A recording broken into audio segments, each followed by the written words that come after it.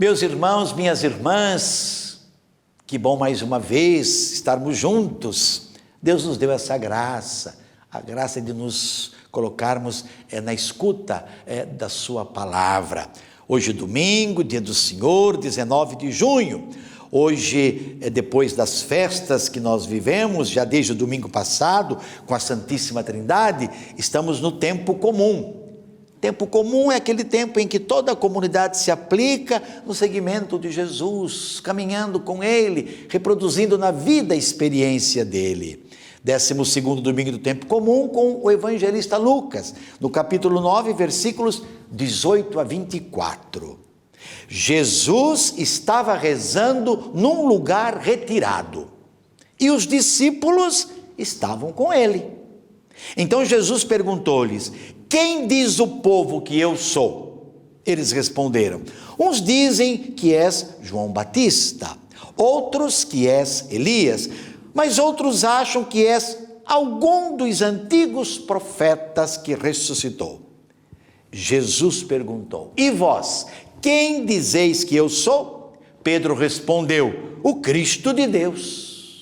Mas Jesus proibiu-lhes severamente que contassem isso a alguém e acrescentou: o Filho do Homem deve sofrer muito, ser rejeitado pelos anciãos, pelos sumos sacerdotes e doutores da lei.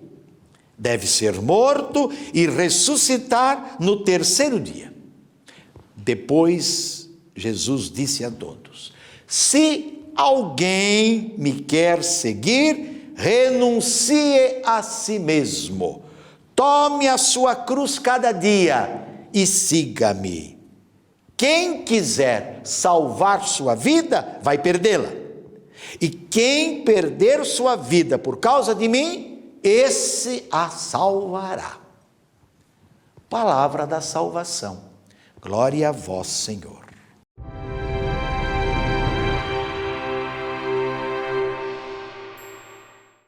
Meus irmãos, minhas irmãs, a pergunta de Jesus no Evangelho deste domingo, quem diz o povo que eu sou, é decisiva. A pergunta que hoje nós fazemos: quem é Jesus para nós? Lá na Galileia, ele inicia a sua caminhada para Jerusalém. E ele já faz um anúncio do que vai acontecer com ele em Jerusalém. Sofrerá a paixão e a morte. O contexto em que se desenvolvem os versículos presentes é o da oração de Jesus com seus discípulos num lugar retirado. Pois é, olha aí, Jesus, o Filho de Deus. Como vimos domingo passado na solenidade da Santíssima Trindade, segunda pessoa da Santíssima Trindade, verdadeiro Deus, o evangelista mostra que Jesus rezava, estava rezando com seus discípulos num lugar à parte, sozinhos, não é? Eles com Jesus e Jesus totalmente absorvido com o projeto do Pai, o reino pela qual ele entregou a sua vida. A primeira leitura do livro do profeta Zacarias anima o povo massacrado, o povo sofrido, o povo indefeso, para que continue viva a esperança de libertação que os grandes e poderosos não podiam e não podem realizar, e que se concretizará com o Messias. Os grandes, os poderosos não podem fazer absolutamente nada em favor do povo, com opressão, com imposição, com dominação. Não realizarão absolutamente nada se não se colocarem no caminho com o povo, para sentirem as necessidades do povo.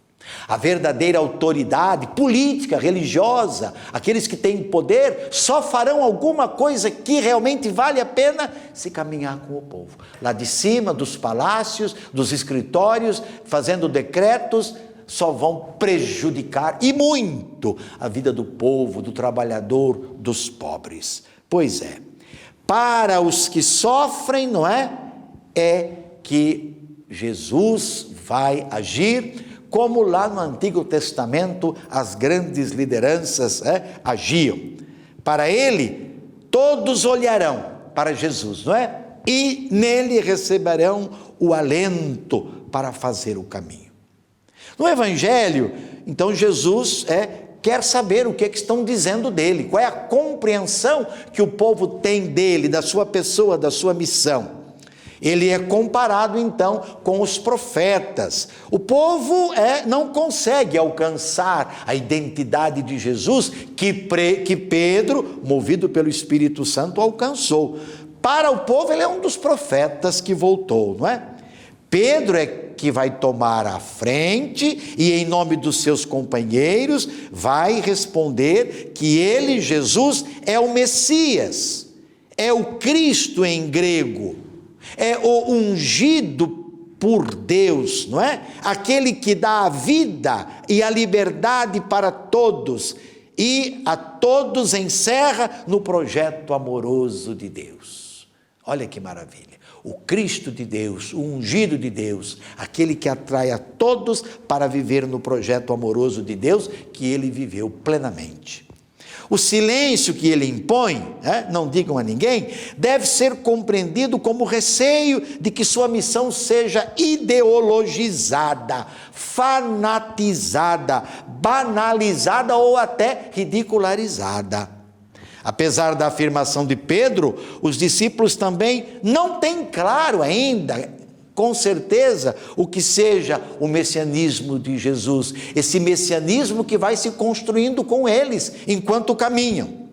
No versículo 22, Jesus instrui os discípulos sobre o que acontecerá com ele em Jerusalém.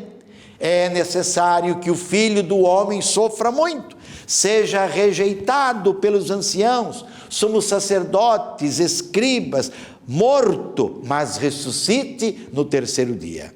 Ele não sofrerá por acaso. Jesus não sofrerá por acaso. Seu sofrimento é resultado do confronto com o poder estabelecido, poder político, poder religioso, confronto com o sinédrio, E esse confronto, de certo modo, já está nos planos do Pai, porque a humanidade não aceitaria a proposta de Jesus.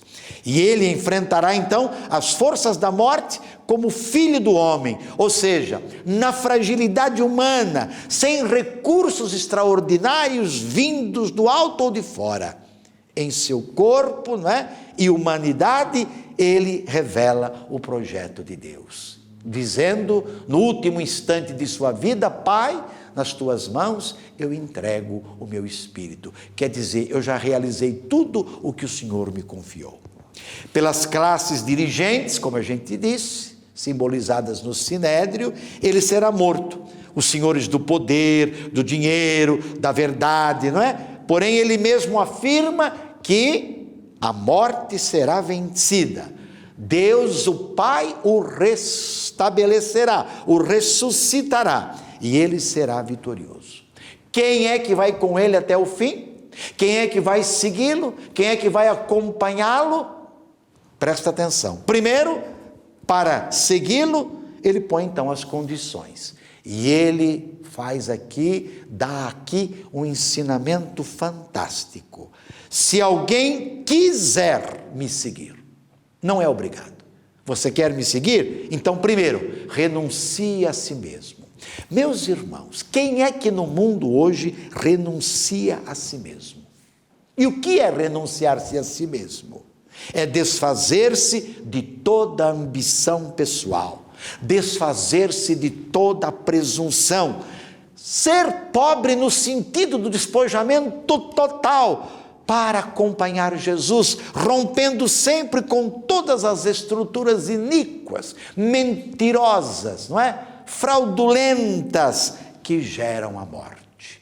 E nós vivemos num mundo que gera mais a morte que a vida. Portanto, um mundo que ainda precisa experimentar o reinado de Deus, perto de nós e longe de nós. Segundo, tomar a cruz. Meus irmãos, tem gente que, ou até religião, que se diz cristã, mas já deixou a cruz de lado. Em vez da cruz, prosperidade, ganhar dinheiro, levar vantagem, ficar por cima, ter bens. Essa religião não é a religião de Jesus Cristo. Não é a religião que ele ensinou, não é? Então, tomar a cruz é não ter medo de ser perseguido. E aí está a nossa identidade com ele. Se somos perseguidos, estamos identificados com ele. Saber que a sociedade que o matou, as estruturas que o mataram, procuram matar aqueles que são seus fiéis seguidores. E terceiro, segui-lo no caminho.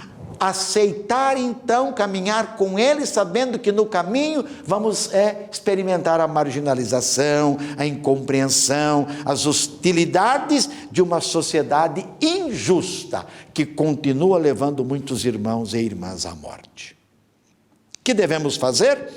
Reconhecer que em Jesus todos somos filhos, filhas, irmãos, irmãs, e portanto solidários com os que sofrem e estão sendo crucificados. A fome está tomando conta do mundo de novo. A fome está tomando conta de um país que se diz cristão, que diz Deus acima de tudo. Pois é, alguma coisa aí está errada. Muitos estão sendo crucificados por causa da fome, por causa do ódio, por causa das polarizações políticas, por causa dos interesses grupais, e assim por diante, sobretudo por causa da violência.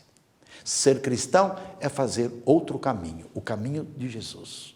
E sobre todos dessa bênção de Deus Todo-Poderoso, Pai, Filho e Espírito Santo, permaneça para sempre. Amém.